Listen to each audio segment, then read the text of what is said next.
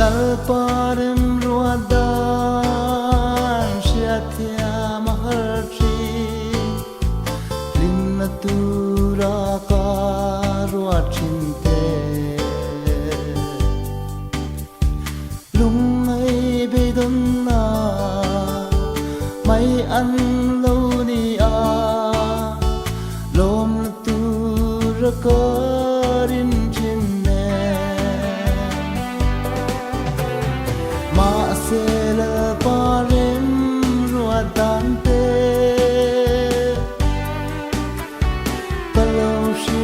thiam ve tin ma chuan em kim hi ka tan re saki vui na tu re hi alo om lo ve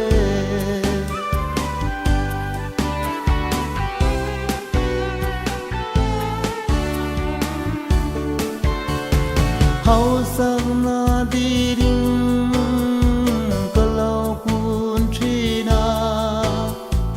mal som na tin reng min vur turin ma se ka be se angka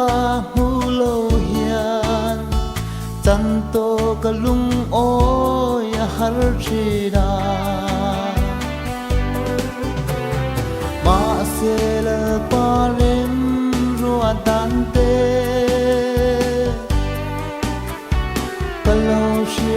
thiam ve tin na chuan em kim hi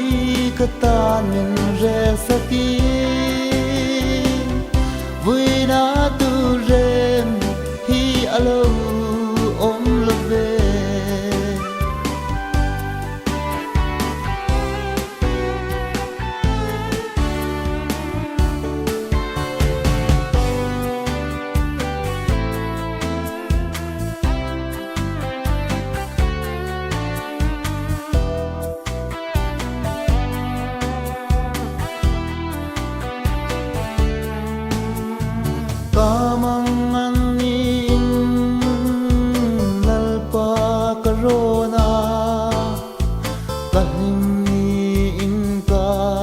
silo van duai na kato chang ni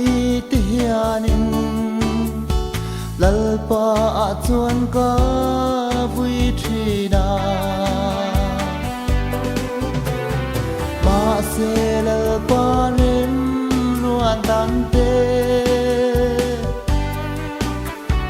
kalau sia thiam ve tin na chuan em kim hi ka tan min re saki